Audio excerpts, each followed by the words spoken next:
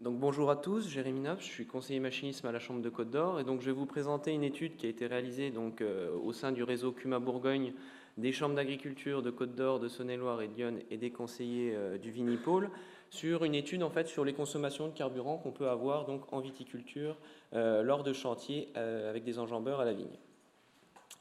Donc un premier constat par rapport à cette étude, la vigne, la viticulture en Bourgogne, c'est 1,2% de la SAU, on va dire 1%, et pourtant c'est 11% de la consommation énergétique du secteur agricole en Bourgogne. Donc déjà, un premier constat qui était postérieur à cette étude, que la viticulture était un secteur très énergivore. Donc cette étude, les objectifs qui étaient conduits, c'était de mieux connaître les consommations de carburant, parce qu'on avait peu de références en termes de consommation de carburant sur les conduites de la vigne qu'on peut avoir en Bourgogne avec des conduites à haute densité, avec des vignes étroites. Et c'était d'essayer de dégager des pistes et des leviers pour réduire ces consommations de carburant. Donc c'est une étude qui a démarré en 2013, donc qui est conduite maintenant sur 3 années, qui est reconduite en 2015, et qui est donc réalisée à la fois sur la Côte d'Or, la Saône-et-Loire et Lyon. Donc cette étude, elle s'est réalisée de deux manières. D'une part des enquêtes, donc des enquêtes que des viticulteurs nous faisaient remonter, avec sur un chantier, ils mesuraient leur consommation de carburant, ils remontaient les temps de chantier, leur temps de déplacement, les caractéristiques de leur matériel, pour avoir des remontées du terrain en fait en termes de consommation de carburant. Et d'une autre part, on utilisait aussi un enregistreur de consommation, qui est en fait une sorte de boîte noire qu'on installe sur un enjambeur pendant un certain temps, qui est composé de 2 débitmètres et qui en fait mesure en instantané, plusieurs fois par seconde, la consommation instantanée de l'enjambeur. L'idée, c'était ensuite après de dépouiller ces données pour avoir des mesures réelles sur le terrain. Donc déjà en amont de cette étude avait été réalisé un observatoire un peu des consommations de carburant qu'on pouvait avoir sur les exploitations en Bourgogne. On était sur des moyennes de 265 litres de carburant par hectare sur les exploitations, ce qui est une donnée relativement importante. Alors la donnée de 265 litres, elle est certes impressionnante, mais ce qui était le plus impressionnant, c'était en fait d'avoir un tel écart au sein des exploitations enquêtées, avec des exploitations au minimum qui pouvaient descendre jusqu'à 84 litres de carburant par hectare, donc ce qui est relativement peu, et d'autres exploitations qui étaient à plus de 600 litres de carburant consommés sur l'année par hectare de vigne. Donc, sur les diapos, vous allez voir pas mal d'indicateurs qui sont relativement simples. Le débit de chantier, donc pour comparer entre différentes manières de travailler, la surface réalisée en 1 heure, en gros, c'est un indicateur assez simple. La consommation horaire, donc la consommation de carburant que le viticulteur a consommé pendant 1 heure. La consommation hectare, donc, qui est relativement directement liée au débit de chantier. Et donc un indicateur que vous allez peut-être voir apparaître et qui est peut-être moins commun pour tout le monde, c'est ce qu'on appelle nous le taux de charge moteur. C'est un pourcentage en fait qui correspond, je simplifie, mais à la consommation réelle qu'on observe sur la consommation théorique qu'aurait eu l'enjambeur à pleine puissance pendant 1 heure. C'est un indicateur pour nous qui est un indicateur de taux de sollicitation de l'enjambeur. On peut l'interpréter un peu comme ça. Donc les premiers résultats, c'est donc des années 2013 et 2014 d'enquête. Donc on a enquêté toute une diversité de chantiers. Donc déjà à l'aide de l'enregistreur de consommation, on a enquêté donc sur des déplacements. Donc on a 1000 testeurs de consommation donc sur un enjambeur et on a mesuré sa consommation. Donc on a observé en moyenne des moyennes de consommation horaire à 13 litres 4 par heure. Donc ça ne parlera pas forcément, c'est pas forcément significatif. Mais quand on y ramène à l'hectare, aux 100 km parcourus, ça représente quand même une consommation au kilomètre de 70 litres. Donc si vous ramenez ça par rapport à votre voiture personnelle, ça vous donne un peu un indicateur. Donc déjà, rien que sur les déplacements, cette étude, elle pose un peu la question pour des exploitations qui auraient un parcellaire très éclaté, qui auraient des grandes distances à couvrir avec les enjambeurs. Ça pose la question de est-ce qu'il vaut mieux réaliser ces distances avec l'enjambeur ou est-ce qu'il vaut mieux avoir recours à un porte-char pour transporter l'enjambeur à l'aide d'un poids lourd. Même, admettons, même sur des tournées de pulvérisation, est-ce qu'il vaut mieux que l'enjambeur retourne au domaine viticole pour refaire le plein en eau ou est-ce qu'il vaut mieux qu'un autre opérateur, à l'aide d'un utilitaire et d'une réserve d'eau, amène l'eau directement à l'enjambeur?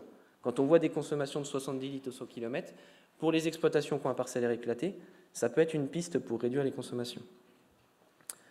Au niveau du travail du sol, au niveau du travail du sol, en termes de moyenne, on a préféré scinder en deux parce qu'on a vraiment des résultats différents entre le travail du sol interrang et le travail du sol à partir du moment où on avait du travail du sol intercept.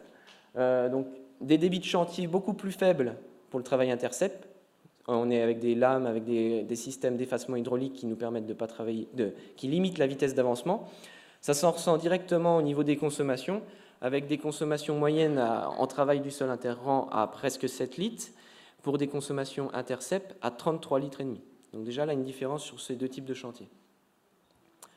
Bon, d'autres chantiers qui ont été enquêtés, la fertilisation, environ 11 litres par hectare, la pulvérisation au désherbage, donc 5,7 litres hectare, la pulvérisation, les traitements de protection de la vigne, 8 litres 3 hectares.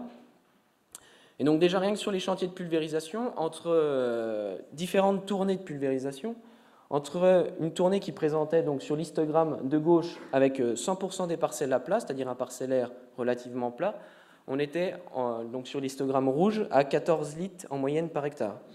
Quand on avait une tournée donc sur la droite avec 3/4 des parcelles qui présentent une pente supérieure à 30%, 30% c'est encore pas excessif en termes de pente, on avait une consommation hectare qui passait à presque 27 litres hectare. On double presque notre consommation hectare quand on a un chantier, on a un parcellaire qui présente un fort dénivelé. Des chantiers aussi sur l'entretien de la vigne en verre.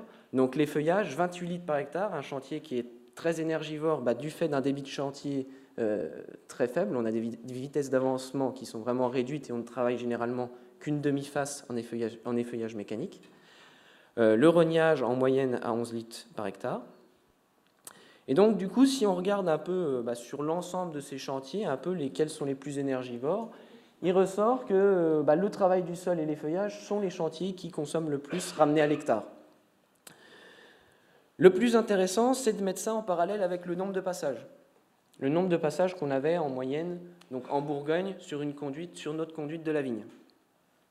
Donc, si on remet le nombre de passages en face, c'est la pulvérisation, donc la protection de la vigne, et le travail du sol qui représente donc 22 et 22, presque 44% de la consommation globale de l'exploitation. La consommation globale de l'exploitation, s'est fixée sur les 265 litres de moyenne que je vous ai présenté tout à l'heure. Donc c'est sûr que un passage de pulvé, c'est une consommation qui est certes raisonnable, mais quand on met ça en parallèle du nombre de passages qu'on peut en faire dans une campagne, c'est un des principaux postes sur lesquels il faut jouer. Ce qu'on comprend aussi, c'est que ce n'est pas en optimisant la consommation de carburant sur l'épandage de fertilisants qu'on va réduire les consommations de carburant sur une exploitation. Et donc après le travail du sol et la protection de la vigne, il y a aussi le rognage qui arrive en troisième. Donc au bout de ces 2 ans, on a quand même réussi à sortir quelques pistes et quelques leviers qu'on pense qui confirment un peu aussi ce qu'on pensait pour réduire les consommations de carburant.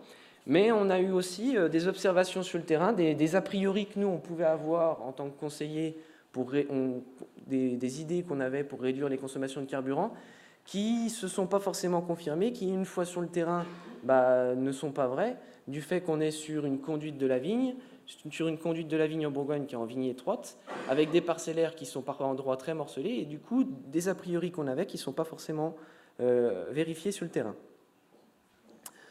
Donc, une première idée qu'on s'était fait, c'est que suivant le choix de matériel, certaines orientations pouvaient influer sur la consommation.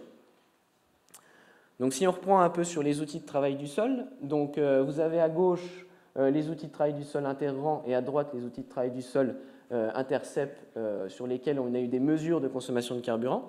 Donc la tendance, donc, comme je vous l'avais dit précédemment, qu'on a une consommation plus faible quand on ne travaille que l'interrang.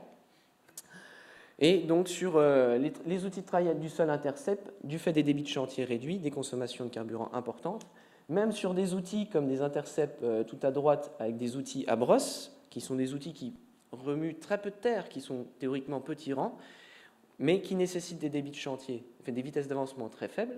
Du coup, on a des consommations de carburant importantes, parce que c'est des outils entraînés hydrauliquement, qui demandent quand même du débit hydraulique, qui demandent quand même un certain régime moteur au niveau de l'enjambeur. Et même s'ils brassent très peu de terre et que c'est un travail très superficiel, on se retrouve avec des consommations de carburant importantes. De la même sorte, on peut se dire que quand on essaye de limiter le recours au désherbage chimique en viticulture, on va augmenter nos consommations de carburant. C'est plus sur la partie intercept que ça va jouer que sur le travail interrang. La limitation de l'herbe sur l'interrang n'a pas un grand impact en termes de consommation de carburant. Alors de même sur la pulvérisation au niveau du choix du matériel. Donc en fait sur les enquêtes qu'on a eues sur la pulvérisation, c'est un des chantiers sur lequel on a le plus de retours d'enquête de la part de viticulteurs. J'ai volontairement scindé le tableau en deux, donc avec à gauche les pulvérisateurs pneumatiques qui traitaient par le dessus, donc les pulvérisateurs pneumatiques face par face, donc je cite Bobard Jet 6000, Berthoud CG. On avait eu quelques retours d'enquête de traitements non face par face, type rampe araignée ou des canons oscillants. Et donc sur la droite, je vous ai remis, on avait donc aussi des retours d'enquête donc de pulvérisateurs avec descente dans le rang, donc des pneumatiques, type Berthoud AB Most, descente souple Grégoire, etc. Et aussi des pulvérisateurs jet porté, donc je resitue pour tout le monde, jet porté, ce qu'on appelle pulvérisateur jet porté, c'est une buse qui fait l'éclatement de la bouillie, l'air de la turbine est juste là pour faire le transport des gouttelettes sur la vigne. Contrairement aux pneumatiques, où on a besoin de l'air pour éclater la bouillie et en plus la transporter sur la vigne. Donc ce qui ressortait, c'était déjà qu'on avait des débits de chantier inférieurs à partir du moment où on avait des pulvérisateurs avec des descentes dans le rang. Forcément, on perd en maniabilité à partir du moment où on a des descentes dans le rang. Généralement, c'était des pulvérisateurs qui n'excèdent pas 6 ou 7 rangs, alors qu'en traitement par le dessus, on pouvait des fois avoir des pulvérisateurs jusqu'à 9 rangs. Donc on diminue en largeur et puis on diminue en vitesse d'avancement, on perd en maniabilité dans les contours. Et donc du coup, le focus il se fait un peu surtout sur les pulvérisateurs avec descente dans le rang, parce que bon, même au-delà qu'ils soient moins maniables, c'est indéniable qu'ils apportent une meilleure qualité de traitement. Aujourd'hui, les pulvérisateurs, qui soient pneumatiques ou à jet porté avec descente dans le rang, ont une qualité de pulvérisation qui est équivalente, voire même des fois plus homogène sur les pulvérisateurs à jet porté. Donc, on peut se dire que c'est deux matériels qui sont tout à fait comparables. Pourtant, quand on regarde les consommations hectares, les pulvérisateurs à jet porté, donc sur la droite, sont en moyenne 4 litres hectares moins consommateurs d'énergie qu'un pulvérisateur pneumatique. Ah oui, à partir du moment où votre bouillie est déjà éclatée par une buse, on a besoin de moins de régime de turbine, on a besoin de moins de débit d'air, donc on a besoin de moins de puissance au niveau de l'enjambeur. Et donc ce qu'on observait aussi sur le terrain, c'était que généralement, si on ramenait la puissance de l'enjambeur au mètre pulvérisé, on était à 18 chevaux par mètre en pneumatique, alors qu'on n'était qu'à 14 chevaux par mètre en jet porté. Et donc pourtant, si je vous reprends la notion de taux de charge moteur, si vous regardez dans le coin à droite, les jets portés n'étaient pas plus sollicités sur l'effectif qu'on a eu d'enquête que les pneumatiques.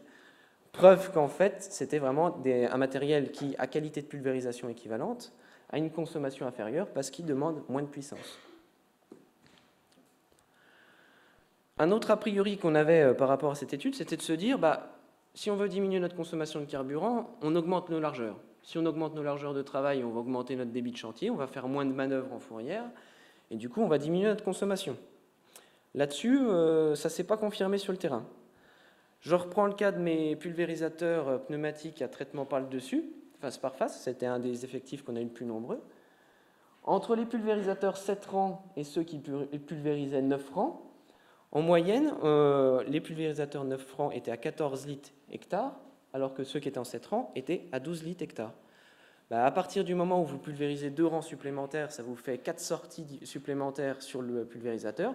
Ça vous demande plus de débit d'air, plus de régime à la turbine, et donc ça vous demande plus de puissance au niveau de l'enjambeur. Et en plus, théoriquement, peut-être qu'avec 9 rangs, vous perdez du temps au final dans les fourrières parce que vous avez un matériel qui est moins maniable. La même chose sur le rognage. On s'était dit que à partir du moment où sur un enjambeur vous rognez 2 rangs au lieu d'un, vous augmentez votre débit de chantier par 2 et puis vous diminuez votre consommation de carburant par 2. Or sur le terrain, ça ne s'est pas confirmé. On avait une différence d'1,6 litre hectare entre les personnes qui rognaient un rang à la fois et ceux qui rognaient 2 rangs, et on augmentait notre débit de chantier que de 0,1 hectare par heure. Donc et en plus, l'explication à ça, elle est assez simple. C'est que ceux qui rognaient en un rang, qui rognaient un rang à la fois, étaient à 68 chevaux en moyenne par rang, donc un enjambeur de 68 chevaux, et ceux qui rognaient 2 rangs était à 67 chevaux par rang. En gros, il rognait 2 rangs avec double de puissance. Donc là, ça met en exergue en fait un problème d'adéquation de l'enjambeur par rapport à la demande de puissance qu'on peut avoir pour un chantier de rognage. Pour emmener 2 rogneuses, il n'y a pas besoin d'une puissance énorme. Autre a priori, donc, l'augmentation de la vitesse. On peut se dire que si on peut pas, si augmenter les largeurs, ça a peu d'impact. Si on augmente nos vitesses de travail, on améliore notre débit de chantier et donc on va théoriquement diminuer notre consommation de carburant. Donc là, ça s'est un peu confirmé au niveau du rognage. Ça demande un peu à être consolidé avec d'autres enquêtes. En moyenne, alors il y a autant de personnes qui rognent en 2 rangs ou en un rang de chaque côté, hein. Mais ceux qui rognaient donc à plus de 7 km/h, donc à une vitesse de plus de 7 km/h, avaient une consommation hectare inférieure de 2,7 litres. Alors ça sous-entend d'avoir un parcellaire adapté, de pouvoir rouler à ces vitesses. Et quand je dis augmenter les vitesses de travail, il ne faut pas que ça se fasse au dépens de la qualité du chantier. Mais quand les conditions le permettent, qu'on a une vigne qui a un parcellaire adapté, d'augmenter les vitesses quand on le peut. Enfin, pour ce qui est de l'amélioration des consommations de carburant, essayer d'optimiser mieux la puissance de l'enjambeur. Donc ça, les valeurs que je vous présente là, c'est des choses qu'on a observées sur le terrain. C'est des cas particuliers, ça ne fait pas office de référence, c'est des choses qui ont été observées sur le terrain. Donc une personne qui combinait donc le rognage en un rang et le passage d'intercept en simultané. Donc pour ceux qui se rappellent, rien que le rognage simple, on était à 11 litres de moyenne. Là, cette personne, en faisant 2 interventions en même temps, il était à 7 litres 7 hectares. Alors peut-être qu'il est dans un parcellaire adéquat qui permet peut-être d'avoir des grands rangs, avoir du parcellaire à plat, mais n'empêche qu'il a vraiment une optimisation de son enjambeur en combinant 2 passages en même temps. De même pour de la personne qui était en dessous, qui, elle, rognait 2 rangs et qui en plus faisait de la tonte en simultané et qui était à 8 litres par hectare. Donc en dessous des moyennes de ce que j'ai pu présenter aujourd'hui. Donc là, c'est vraiment des personnes qui, sur un chantier de rognage qui est peu consommateur en termes de puissance, combinent un autre travail en même temps pour valoriser leur passage. Et au-delà des consommations de carburant, il y a aussi l'aspect main-d'œuvre, temps de chantier, nombre de passages, impact sur le sol. Donc vraiment, sur l'aspect optimisation des puissances, ça se retrouve d'ailleurs au rognage. Quand on reprend l'ensemble de nos chantiers de rognage, si on reprend la consommation, donc qui est en verticale, la consommation horaire par rapport à la puissance de l'enjambeur ramenée au rang rogné, les personnes qui commencent à rogner un seul rang avec un enjambeur de plus de 100 chevaux, on explose les consommations horaires. Parce que sur un chantier qui est peu consommateur d'énergie, qui est peu consommateur de puissance, là, c'est un problème d'adéquation de la puissance de l'enjambeur. Ça, c'est vraiment quelque chose qui pose question en termes d'investissement au niveau d'une exploitation viticole, de se dire, est-ce qu'il vaut mieux avoir un enjambeur qui va pouvoir tout faire, ou est-ce qu'il vaut mieux avoir un enjambeur qui va pouvoir faire 80% des travaux petits rangs, et pour les 20% restants, avoir recours à un prestataire, à un investissement collectif, ce genre de choses. Et ne pas utiliser des gros porteurs, des enjambeurs de plus de 120 chevaux pour des travaux du coup, qui sont du rognage, qui sont du prétaillage, des choses comme ça. Donc un peu les conclusions après ces 2 ans d'études. Donc c'est en premier lieu, pour essayer de réduire ces consommations de carburant à la vigne, essayer d'optimiser l'accord entre l'enjambeur et la tâche à effectuer. Alors soit en utilisant un enjambeur plus petit ou en essayant de combiner nos passages avec des combinaisons comme on l'a vu par exemple d'intercept et de rognage ou de tonte en simultané. Lors d'un investissement, je reprends là, c'est surtout sur la pulvérisation, prendre en compte quand on choisit un outil au moment d'un renouvellement, l'impact qu'il peut avoir au niveau de sa consommation de carburant. Je parle pour la Côte d'Or que je connais bien, il y a beaucoup de personnes qui sont encore avec des systèmes pendillards, donc en jet projeté, qui se posent la question de passer donc, sur des systèmes plus performants en termes de pulvérisation. Clairement, si ils me demandent aujourd'hui, je ne leur dis pas de passer sur du pneumatique, je leur dis de passer sur du jet porté. Ils auront la même qualité de pulvérisation et potentiellement, ils n'auront peut-être pas besoin de changer l'enjambeur pour emmener le pulvérisateur. À nombre de rangs équivalents, ils pourront travailler avec un enjambeur plus petit ou conserver l'enjambeur qu'ils ont actuellement. Et donc, comme je l'ai dit aussi, augmenter les vitesses de travail sur les chantiers qui sont petits rangs et, quand vous le pouvez, sans que ça pénalise la qualité du travail réalisé.